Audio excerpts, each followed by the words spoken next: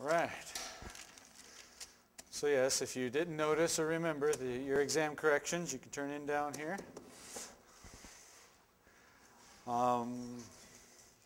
Any questions from recent lectures that have been bugging you? Anybody losing sleep? Yes? I saw the tracks train driving up the hill this morning, and the thing that hooks it up to the power line, it marked like 50 pounds. Whoa. So the tracks is powered by electricity, and so it has to make a connection in order to, well, we haven't gotten there yet, but you know that if you put charges in an electric field, then they feel a force, and they accelerate one way or another, depending on if they're positive or negative. And that causes charges to flow, and flowing charge is a current. I haven't told you that yet, but most of you probably can realize that. And you have to have a path. If you can't connect from one side of a battery to another, there's an electric field there. Charges want to move if they get placed in that path, but it's a lot more effective if you give it a conductive path to do so, so that they're free to move. And when they start moving, they make a current. And so the tracks trains need a circuit to power, and that's how they connect up top. And the connection is free to move along, and so he said he saw it sparking a lot. There's some good energy per charge there, voltage going on to make that happen. It needs a certain amount of power. Okay, I realized I wanted to revisit something. Whether I didn't do it well enough or not, I'm consider it a review, because I love the lightning rods, and I felt like I did it too quickly. So we charge something up, the Van de Graaff generator.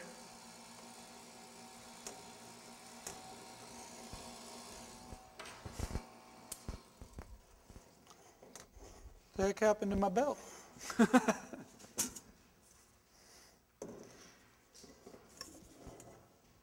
Aha! Okay then. Excuse me.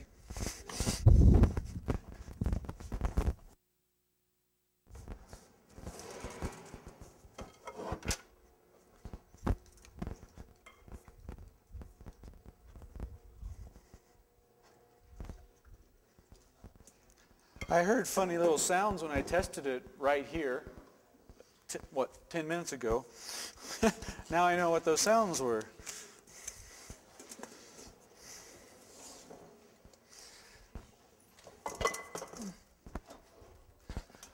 I don't know what state this one's in, but let's find out.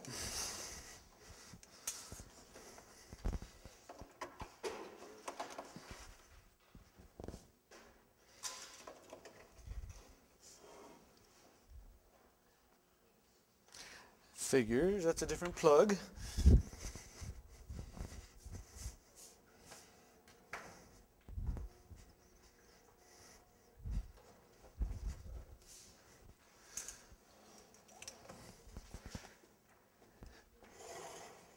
Okay. Well, the belt's moving.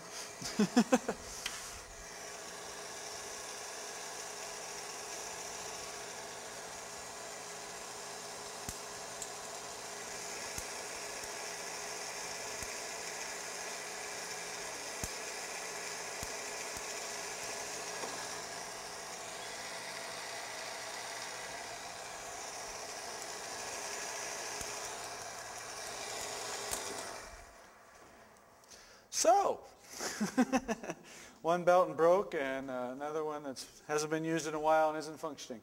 Okay, so what I was going to show you is, you remember we made certain sparks, and they could get yay far, like we got one up to 5 inches away. And when I brought this sharp point near, when we had the cat fur on, the rabbit fur on, the sharp points allow the electric field to be higher at that point, that spot. It's like if you had, well, let's say you got the ground and you got buildings, and let's say you got a tall one over here. You got your cloud, and say the negatives separate and the cloud gets polarized, and a big charge accumulates, like it was supposed to be on the dome of the Van de Graaff. Well, that can polarize the charges in the ground. We had a question on that.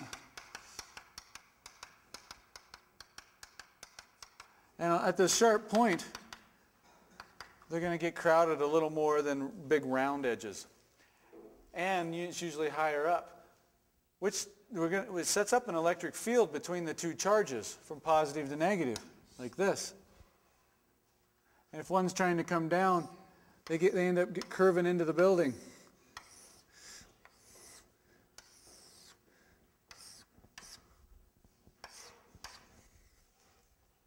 And can you see that the electric field lines are closer together here? It's more intense at this point. That just means that's most likely to get struck if lightning's going to strike.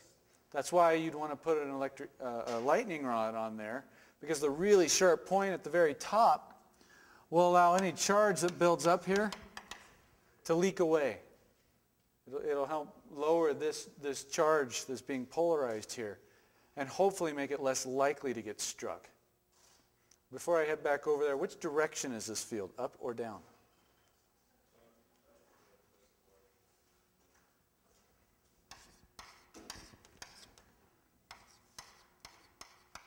How did I know that? Because electric fields go away from positive charges and towards negative charges. And if you don't remember that, you take your little test charge, the test charge is positive, and you stick it in here. Which way is it going to go? Away from the positives and toward the negative. So, if it was sparking that far, and I put a lightning rod on top, this will allow some of the charge buildup to leak away, and it won't be able to jump the gap, and it won't spark. You'd have to get a lot closer for it to spark. So again, a lightning rod is not to attract lightning, but to help decrease the chance that you'll get struck in the first place. Yeah?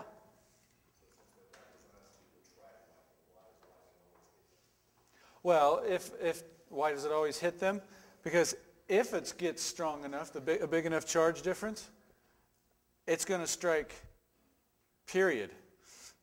Why is it more likely to hit the lightning rod? Because they put that on top of tall things that are closer to the clouds in the first place. And so as the field's trying to come down to, say, over here, oh, it sees this. Oh, it's easier to go this way down to here than it is through the air. And so it'll go over and hit that. That's why you don't want to be standing next to a tall tree or in a high building in a lightning storm, because they're more likely to get struck. Yeah, it's helpful though, I got to admit. And they often put big cables from the lightning rod to ground so that if it's struck, it can hopefully bypass your internal circuitry of your house and frying your appliances and your computer that you forgot to turn off. It's always wise to turn off your computer and unplug it during a thunderstorm, because even if your house is struck, that surge can get through the electrical wiring, and it doesn't matter if the switch is turned off. Lightning can jump the switch. But anyway, so it helps in that regard too, but its main purpose is to keep you from being struck in the first place, hopefully. So, we built up a lot of charge, and I started mentioning the term, where'd it go? Voltage, which is the same thing as electric potential. And that's energy per charge. Just put up some of the formulas here that are, again, not to scare you, but guides to thinking and help us remember some of the concepts we've taught. The force between charges depends on the distances. It'll feel that force in an electric field. Another way to think of electric field is a voltage per distance. It's kind of where we ended last time.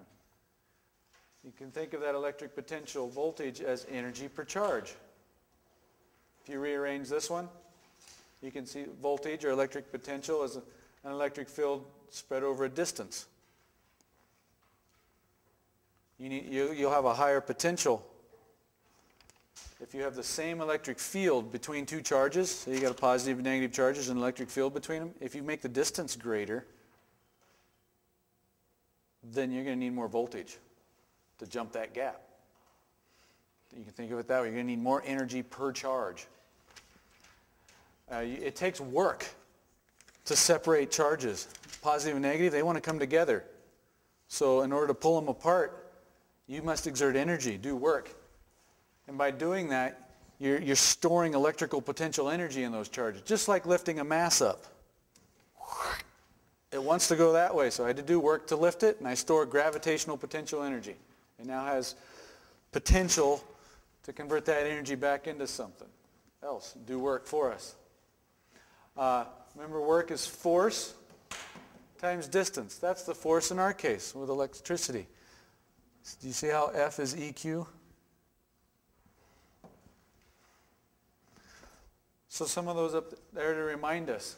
Now, hopefully this example will help make it make more sense. I have a bunch of charge and one charge. They're distance d apart. It will take work to bring them together. To move this charge over to there, that would take work. I hope you see that. Which means I'm going to be storing potential energy in this system by bringing this charge over. The work is force times distance. That's going to give it some electrical potential energy. How much? That force by the distance I move it. If I move it all the way over, it's all of D. So I'll store so much energy in that system. Where electric potential, the term voltage, can help, that's that potential energy per charge. I'm going to write that as charge. You'll see why in a moment. So the energy I just gave it was that. And the charge we're talking about moving was Q. Those can cancel, and I'm just left with a voltage or electric potential of ED. Do you at least follow my process? You might not see why I'm doing this yet, but does that make sense? Yep. Takes work to move charge over to here because they're both positive, so that gives it energy. It has this much electrical potential energy. Electric potential, or voltage, is energy per charge. Okay, how much energy did I give that charge? This much. And how much is the charge? Q. So the voltage, or electric potential, is ED. When I move it in, that's what the voltage would be in this case. You know, like batteries, 9 volts, 120 volts, 10,000 volts. This would have ED volts, whatever those numbers are. Now, let's double things.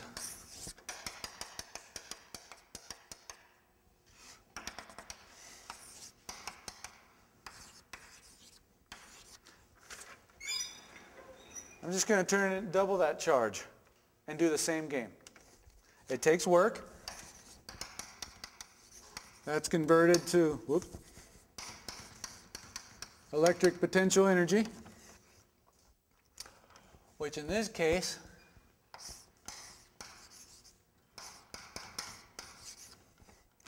it's the charge.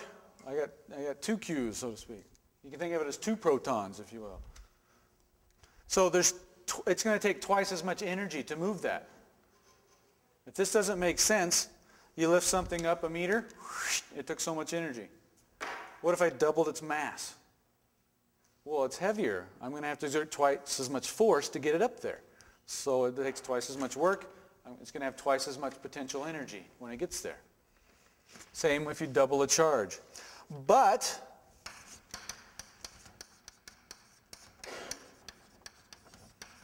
what's its electric potential or its voltage? Let's see. The energy given was, and the charge we moved this time was 2Q.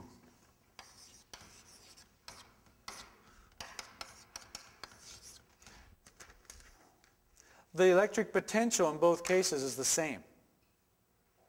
One will take more work. There'll be more energy in the system maybe, but the energy per charge, that's what electric potential is. That's what voltage is. The energy per charge is the same. There's twice as much energy in this system, but there's also twice as much charge. So voltage is more of a macroscopic overview thing. It's like the battery. You know, it's 9 volts. That's like, it doesn't matter how many charges we're trying to move. there'll be a proportional amount of energy to do it, because the ratio is always the same of energy per charge. If we're going to connect this up to a circuit that's going to allow more charge to flow, then it's going to take more energy, and vice versa. Does that make sense? So voltage is energy per charge. We don't have to know exactly how many charges there are and their individual energies, just the energy per charge. Because in both these cases, and it doesn't matter, we can make this 1,000 Q. Sure, that's going to take a lot more work, store a lot more energy, but the voltage is the same. And so when you're dealing with circuits and we hook things up to power supplies and we say it's 120 volts, well, that means it has the potential, the electric potential, to do work. It just depends on how many charges you're dealing with. You got more charges, you need more energy. Good.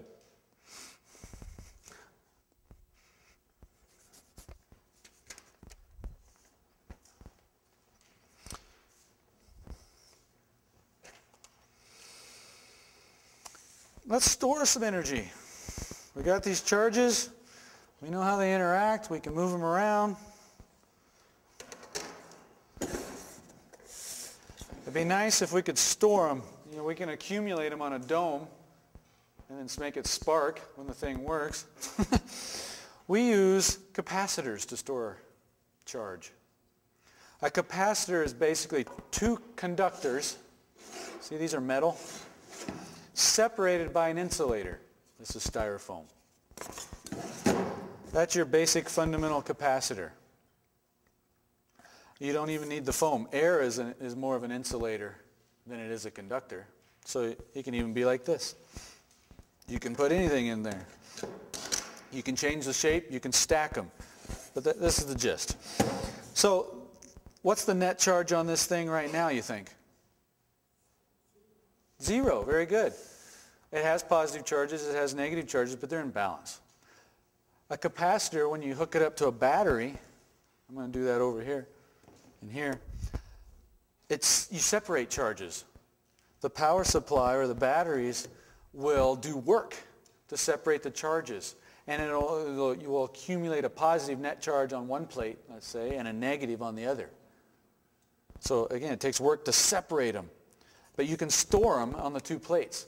So a capacitor can store charge. And there'll be an electric field set up between them. Because if you got positives on over here and negatives over here, there's an electric field that way. Positive to negative. This just changed the strength of the electric field.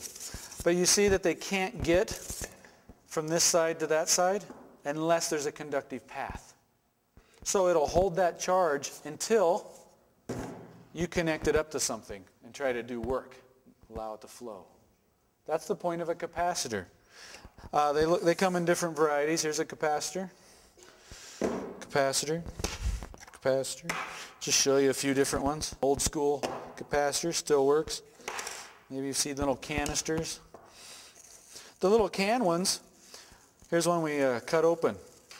It's got aluminum foil and some wax paper separating the foil.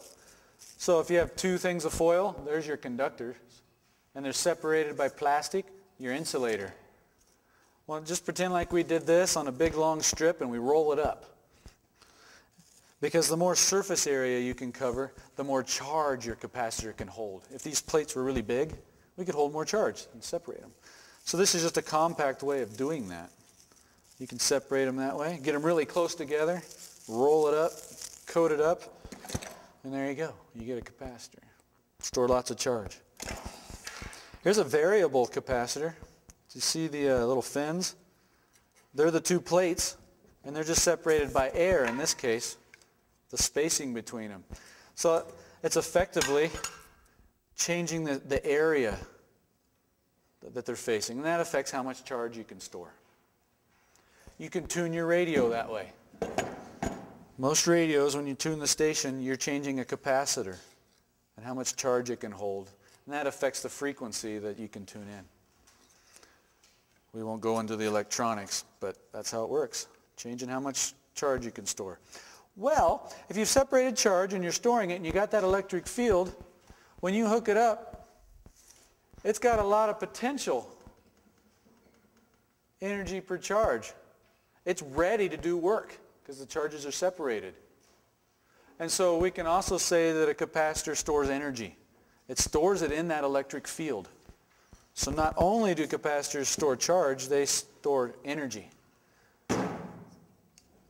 And hopefully that makes sense to you. You charge up a capacitor, then you expect it to be able to do work for you. Okay, we'll take some batteries. And if I flip this switch this way, the batteries are connected to these capacitors. And right now charge is flowing from them into here and back. They're moving around. There's an electric field established. And charge is being separated on the two plates. It's storing it. It's got energy. So now if I connect the capacitors to the light bulb, I'm going to make those see a path to the opposite plate. But it has to go through this light bulb in order to get there. Yeah. Boy, today is a good day for things working, isn't it?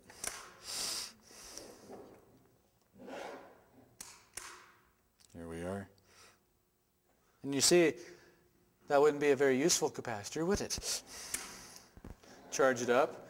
Takes a while for charges to separate. It's not linear, it's exponential. It like charges up quickly, then kind of tapers off, takes a while. But it discharges similarly. Discharges, and then it tapers off. And let's watch the light bulb again.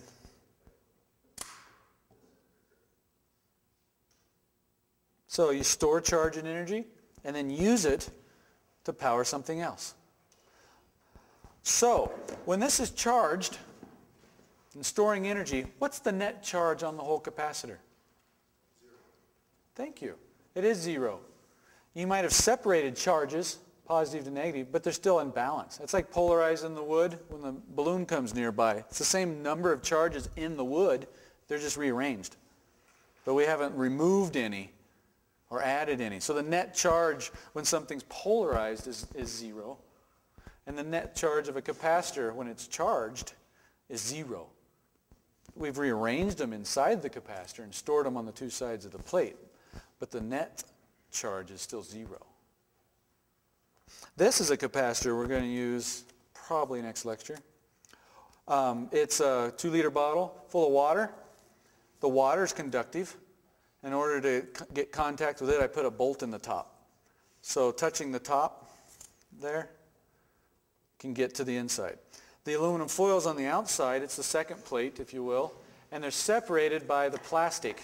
That's your insulator. This is called a Leyden jar, after some guy, another name. But that can store charge. We're going to charge it up and use it like this to power a circuit later. But it can be that simple. You can create your own capacitor and store electrical charge and energy. Let's do it with this guy. He's a bigger one. I'm going to use my battery, my power supply here, to force charges. And it's going to do work to separate the charges inside the capacitor. Turn it on. I have it set to about 4,000 volts. That tells me what? You could think of that as 4,000 joules of energy per coulomb of charge. That's how much energy per charge. That's the energy we're using per charge to separate them. I'm sure that's long enough. Turn it off, disconnect it. So now this is isolated. I have it disconnected. And it would sit there happy until I give it a path from one plate to the other. And that's what the two little electrodes up here allow me to do. I'm just going to short it out between here.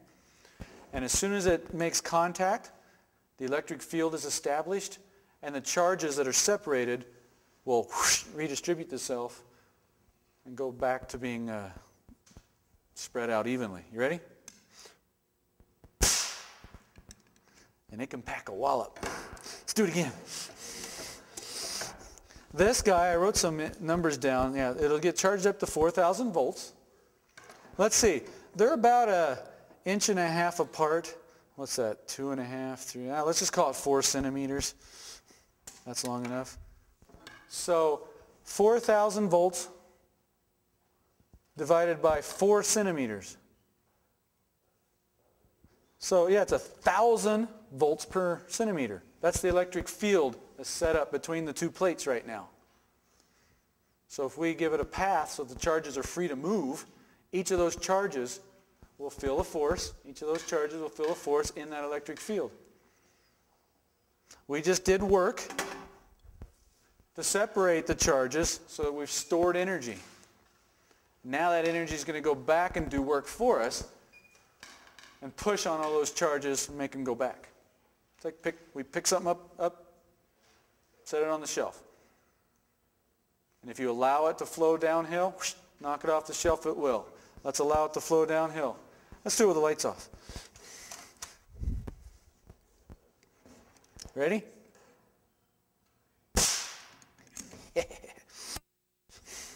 Yes, if we touched that ourselves, lecture would be over. So these capacitors maybe don't store much energy per charge. This one does. You can move a lot more charge around with this one.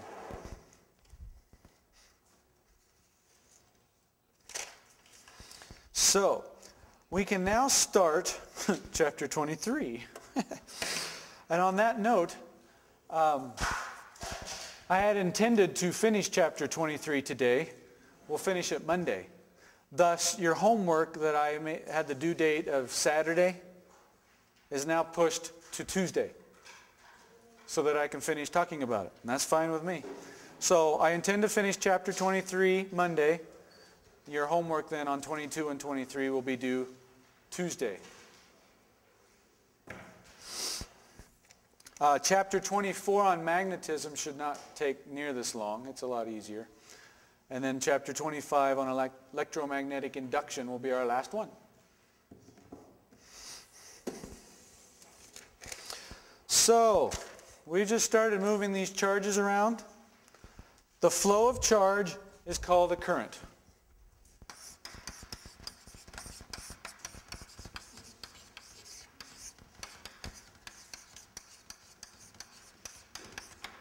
Current is usually given the symbol I, and it's measured in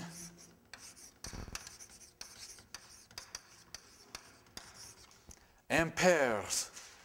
Amperes. Yeah, he's French. He was a guy. You've probably heard the term amps. You can abbreviate that with just an A. So when we hook up a circuit, we can say, oh, there's 2 amps flowing in the circuit. And technically, you shouldn't say current flows, because that's redundant. But we say it anyway. It's the charge that's flowing. That is current. So saying current flows is like a cheese quesadilla. Quesadilla means cheese. Anyway. But whatever, I won't get nitpicky. I just want you to realize current is the flow of charge. It's taking a charge and giving it a velocity. It's moving.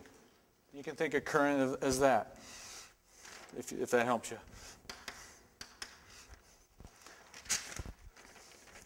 The only time you have a current is when? Give me some conditions. I'm sure you can name them by now. The circuit. So you need a path. There has to be a way for it to move.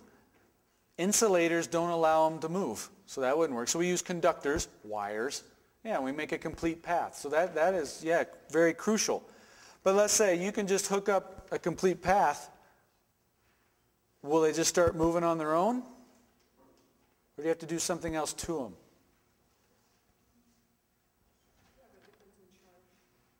There you go. She said if you have a difference in charge, like the capacitor, you have to separate the charge first. When you have separation of charge, you've put energy in the system, and so you have a certain amount of energy per charge available to do work. You do work to separate the charges, you now have energy available to make them come back. What's this called? Another way to think of that? Voltage. So with circuits, we generally just deal with voltage. We don't think of this. But now hopefully you understand it. And I'll try to keep reiterating so that it, can build on what we've established.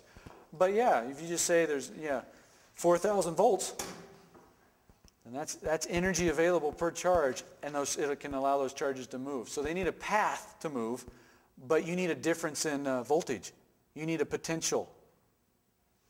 or they won't move at all. You need to establish that electric field, separate the charges. They all have the same result, or they just sit there. Yeah? So the difference in a battery and a capacitor is what? Difference between a battery and a capacitor. Good question. We don't have to put energy in here by connecting it up, for charging it up first, then discharging. A capacitor, we can do that over and over, or this guy. Right now, it has no energy to give us available. So the voltage across there is 0. Yeah. Test with that, not me. So it's useless. But I can charge it up and discharge it, charge it up and discharge it. That's what a capacitor does. This, you don't charge up.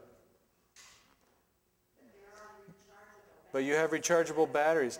This, where does the energy come from then? Chemistry, chemical reactions. Separate the ions, move the electrons around in the positive. So we get the separation of charges chemically. But once we use that up, a battery goes dead. That means there's no more chemicals in there available to separate the charges. So a rechargeable battery is kind of a mix. They make the chemical stuff inside. This is going to be generic. Where it can keep them separated and you can use it up. But if you connect it back to a power supply and run the current in reverse and force the charges to go back where they started from, you can use it again, kind of like a capacitor. But it only works so many times until the chemical makeup breaks down. This I could use over and over and over and over and over again.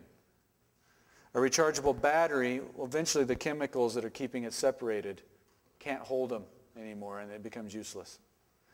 Or there's other things that happen too, but does that help? So yeah, batteries kind of seem to be their own supply, but somebody had to do work to store the energy chemically in the first place. Here's some examples of some batteries that we cut open. They're nice and big. You need 2 different materials generally. Remember how when you rub different things, certain things have an affinity for electrons and others don't? You can just look at a water molecule. Fuel cells, hydrogen and oxygen. When you separate them, you get a positive ion and a negative ion. Separation of charges. You now have an electric field. Took work to separate them. You got energy per charge. You can set up a voltage and use a fuel cell as a battery to power things. But you have to put work in to separate them in the first place. They do it chemically. These do the same thing. You can have different cells, stack them up, just like the difference from this side to this side is 1.5 volts. 1.5 joule per coulomb of charge. But if I put them in series like this, when a charge goes from here to here, it gains 1.5 joules per charge. Coulomb of charge. Another 1.5, another 1.5, another 1.5, and you know that 1.5 plus 1.5 plus 1.5 plus 1.5 is 6 volts. So the difference from here to here is 6 volts. So as it passes through the battery, it's like it's gaining 6 volts of energy. And then we use it up. And then it gains and uses it up until we run out. And so you can make batteries with individual cells too to get to whatever voltage this thing makes in the first place. But if you ever take apart some big batteries, it's kind of fun. Sometimes inside all you see are little batteries that you use. They just stacked them up and put them in series.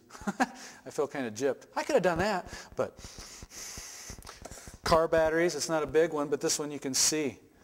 They fill it up with an electrolyte, a conductive fluid that allows the charge to flow through. But each cell produces a certain amount of voltage, and then they can add together. And we can use that up and then go get a new battery. Think of a battery as this water pump. Let's go ahead and maybe skip to that. So, current's a flow of charge. The charge won't move unless it has a path so that it can see the two sides, so to speak. But there has to be an electric field set up, a difference in voltage, potential, electric potential. So, back to our gravitational analogy. Raise something up, pour water in here. Don't make a mess. Let's see.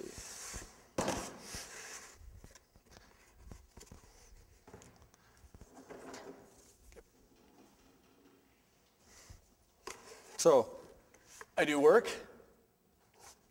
It's got potential energy. I pour it in. It flows because it's feeling the gravitational field and does work along its way. So it's got a path and it's got a field that pushes it. A difference in potential per charge, or in this case per mass of water. And as it goes through the circuit, you can think of these things as resistors. If it was just a wire, it's kind of easy. But you go through a light bulb, it has to do work to get through the light bulb.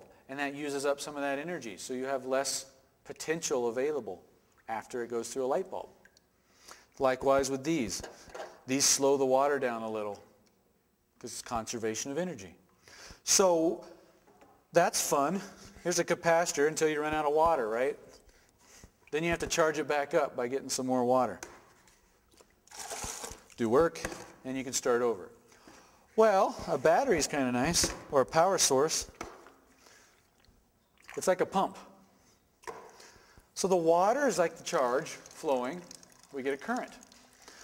But it won't flow unless you push it. And I got to get this thing full of water in the first place. There we go. Now when I squeeze, I'm doing work. It's like every time it comes through the power source, I re-separate charges, give it energy per charge, voltage, and you can keep the charges flowing and make a current. Current won't flow without a voltage. So your batteries and power sources, think of them as pumps. They're pushing the charge through. That's where they get their energy. But it's the charge, the current, that's actually flowing, what goes through the circuit. Does that make sense? It can meet resistance along the way. If you made this water wheel bigger, it'd be harder to move. I would need more energy per charge to push the water through it and make it work. If you push faster, it's like more voltage. You got a bigger push, you can make more charge move and do more work. It's not a perfect analogy, but this helps me a lot thinking of circuits. Okay. And I'm tired. To emphasize, yeah, work is involved. You don't get this for free. Questions?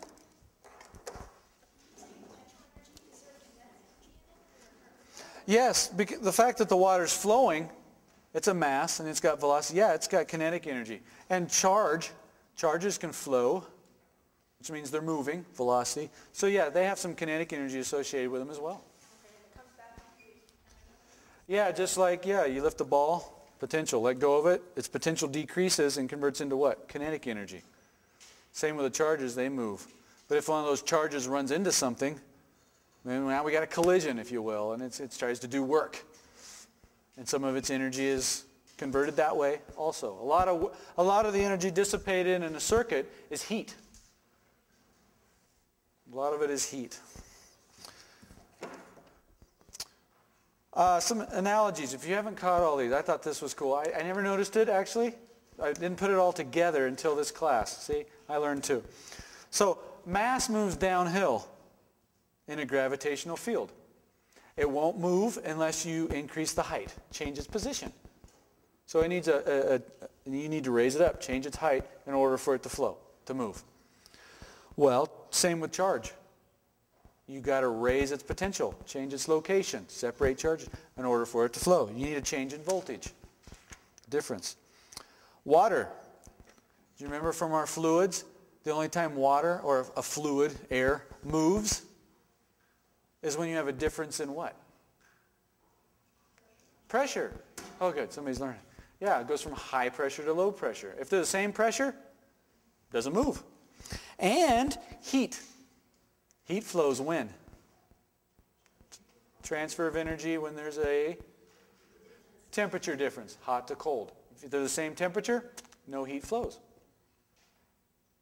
I like the analogies. That way it doesn't feel like we're learning something new. It's just, just build upon the same stuff we already got. I want to tell you that current, since it's a flow of charge,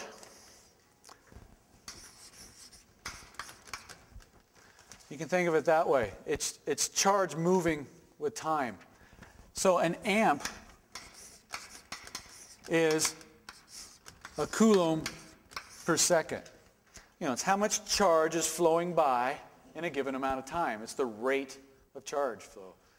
So you got a coulomb going per second, 1 coulomb per second going by. You got 1 amp of current. So when you hear, because those terms are more used in everyday language, volts, energy per charge, and amps. Well, how many? That tells us how fast the charge is moving.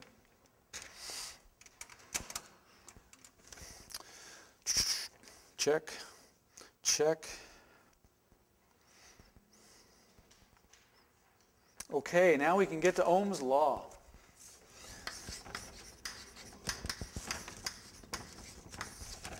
So we've seen that, helps if you're on the right side, current is proportional to that voltage. That's what everything we just discussed. It needs a push or it won't move. You push it harder, more can flow, more charge. But also, the current is proportional to what it has to go through, like the water wheels. The more resistance you put in its way, the less of the flow rate. So it's proportional to the inverse of the resistance. If you make more resistance, do you see how this ratio gets smaller? Less current. You know, you're trying to shove some water through a pipe. Well, what if the pipe gets narrower? It's like more resistance. It's harder. You got to push harder. But if you're pushing the same, then it doesn't go through as fast. The rate of flow of charge drops. So would our current. Yeah? You can use resistors in a lot of electronic circuits to regulate the amount of current. For example, LEDs, I always try to connect in series with a resistor so that they don't draw too much current and blow them on accident, because they're pretty easy to power. Yeah, there's lots of things. If I were to hook this up directly, you see that's a whole lot of current wanting to flow. If I put that in a circuit, I'd fry a lot of my electronics. So I'd put some resistors in there to use up some of that energy per charge, voltage. We'd get a voltage drop across them. And so there'd be less available, and so less current would flow. But it's all because of that more resistance. So we just combine these for Ohm's law. And it's written as the current that's going to flow is